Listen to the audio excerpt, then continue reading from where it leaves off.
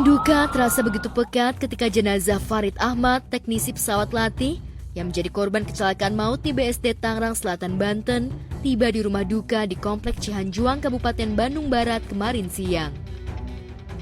Tangis keluarga menyambut jenazah Farid yang sudah terbungkus peti itu pun pecah.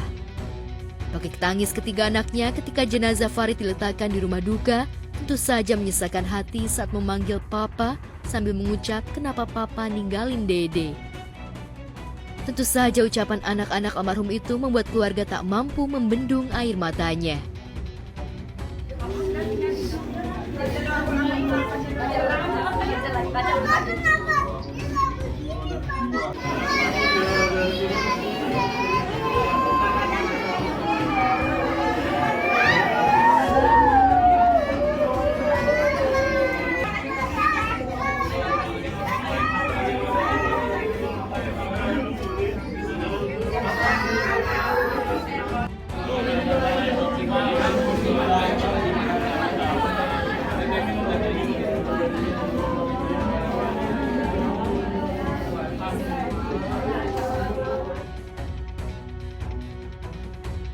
Ketiga anak kembar Farid benar-benar kehilangan sosok papahnya. Meski baru berusia 5 tahun, namun mereka dengan sadar berteriak lantang mempertanyakan kenapa ayahnya pergi meninggalkannya. Saat jenazah dimakamkan di tempat pemakaman umum tak jauh dari kediaman almarhum, tangis keluarga terutama istri dan 2 anak perempuannya. Sementara anak laki-lakinya tampak tegar seperti ikhlas melepas dan mendoakan papanya yang pergi untuk selama-lamanya.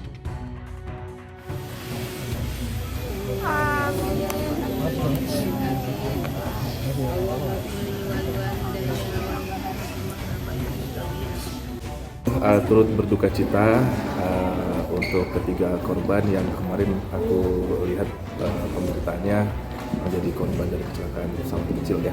Namun yang jelas aku pribadi menyampaikan belasungkawa sedalam-dalamnya dan semoga keluarga ditinggalkan bisa kuat menerima pemberitahuan ini dan semoga korban juga diberikan ampunan dan juga selanjutnya. Terangkanlah.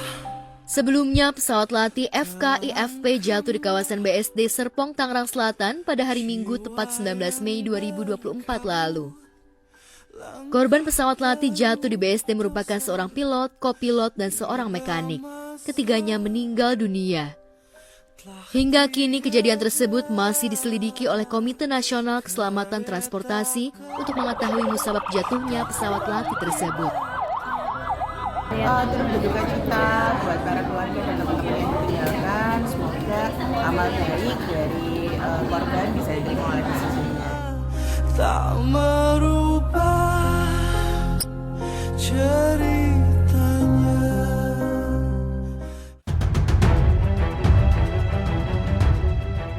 Masih di Bandung, sebuah mobil bikin heboh warganet lantaran diduga ugal-ugalan hingga menabrak gerobak penjual ketupat tahu di Jalan Bojong Kacor, Kabupaten Bandung.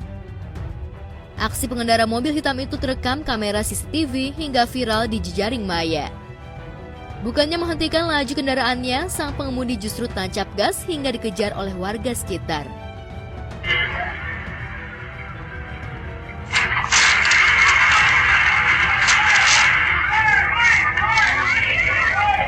Dari arah atas ya. Atas ke bawah, lagi oleng mobilnya. Terus di posisi terus udah itu si Ya, langsung nabrak ini gerobak. gerobaknya di situ. Ya gerobak di sini. Nah, gerobaknya langsung ke sana. Ya mobilnya langsung lari. Nah inilah kasus. Oh itu sampai kayak gini tuh cuma dibenerin aja dulu. Hancur itu ya. Ya hancur itu.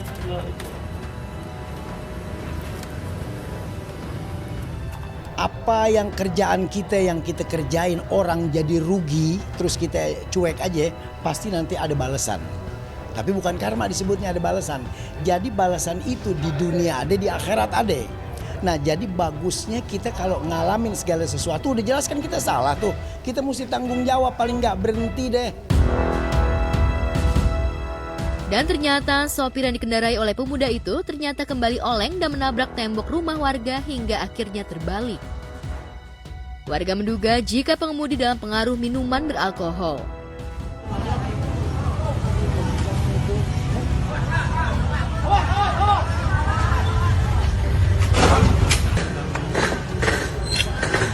Ini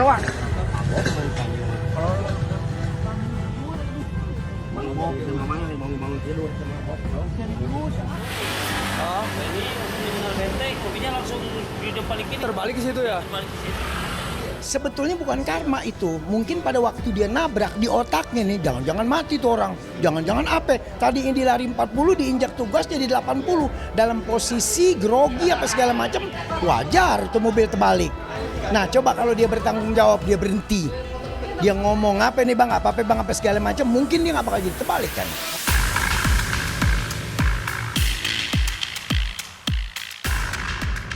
Sebuah rekaman video yang memperlihatkan aksi seorang pria dengan senjata api yang tengah dikerumuni warga viral di jejaring maya. Peristiwa tersebut terjadi di kawasan Rawabacang, Pondok Melati, Kota Bekasi, Jawa Barat. Dalam narasinya, jika pria tersebut merupakan pencuri sepeda motor. Karena aksinya digagalkan oleh warga, ia pun mengacungkan senpinya kepada warga yang mengepung.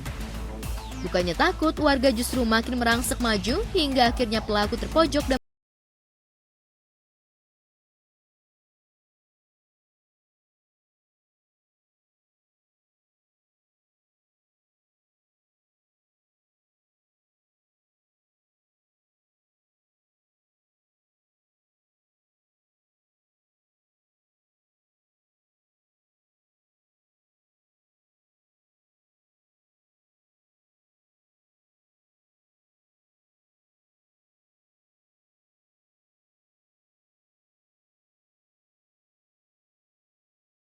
Jujur senang banget sih ngeliat maling ketangkep kayak gitu, digebukin ya.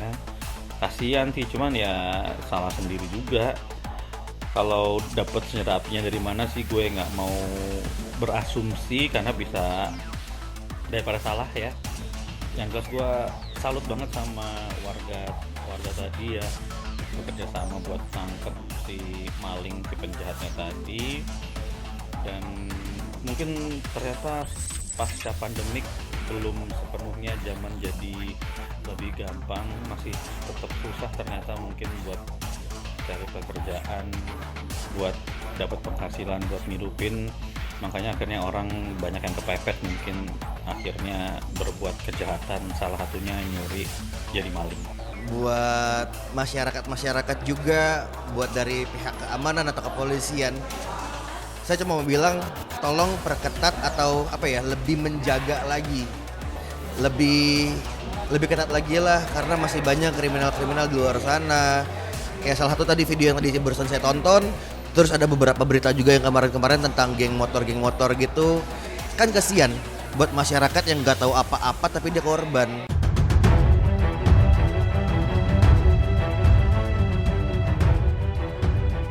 Di tempat terpisah, kondisi presenter Ruben Onsu yang sebelumnya sempat tak sadarkan diri hingga harus dilarikan ke rumah sakit usai melakukan kegiatan di Majalengka, Jawa Barat, akhirnya berangsur-angsur membaik. Bahkan kemarin malam, sang Wenda yang sebelumnya terkejut lantaran tak diberitahu oleh manajer akhirnya tiba di rumah sakit. Sayangnya ketika ditanya ihwal musabab Ruben hingga tumbang ketika kerja, Wenda biasa ia disapa enggan menjawab. Wenda hanya menyebut jika kondisi Ruben sudah mulai membaik dan bisa bersenda gurau dengan anak-anaknya. Gimana kondisinya, Ben? Membaik. Doakan ya, semoga bisa beraktivitas kembali. Ini lagi disuruh istirahat dulu.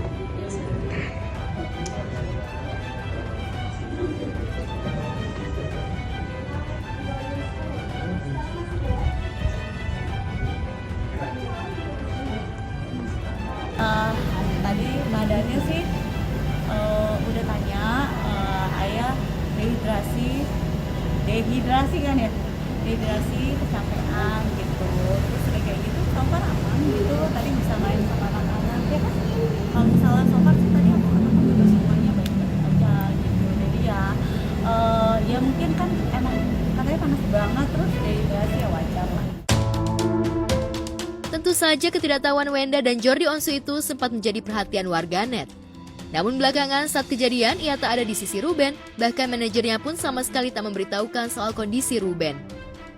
Ditambah kakak tertua Jordi dan Ruben dilarikan ke rumah sakit pula. Hal itulah yang membuat Jordi tak bisa ikut hadir menemani Ruben di rumah sakit. Pulang terus lengkapnya aku nggak tahu, coba ntar konfirmasi ke manajernya sama ke dokternya karena kan yang nungguin, soalnya Jordi juga lagi nungguin cicinya ayah itu lagi masuk ICU malahan dia gitu, jadi benar-benar lagi riuh banget, jadi terima kasih.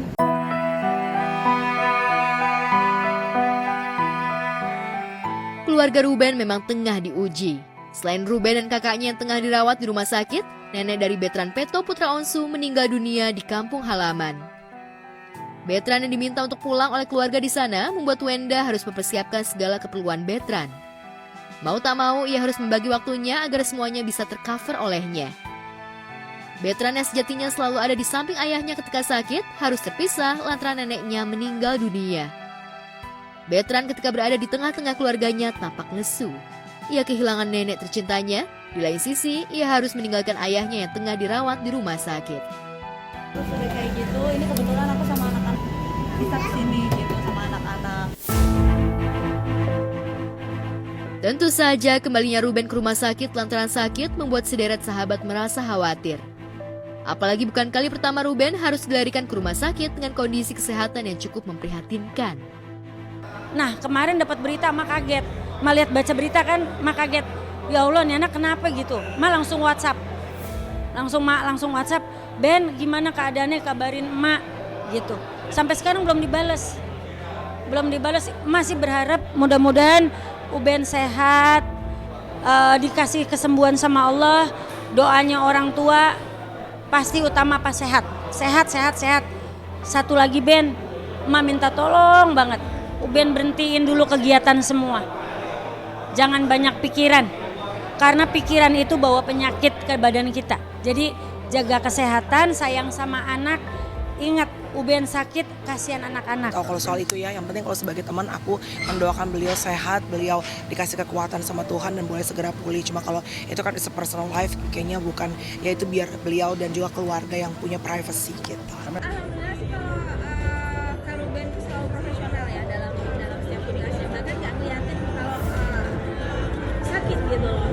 Bahkan benar-benar everything is fine. Makanya aku kaget, aku sampai di mobil dikabarin sama fans kan, Kak gimana tuh Kak Ruben loh, sebenarnya udah gak ada apa-apa gitu kan, iya kayak dirawat ya Allah gitu kan. Terus aku tanya sama pihak TV kan gitu, iya Mas mau dirawat, iya minta doanya aja.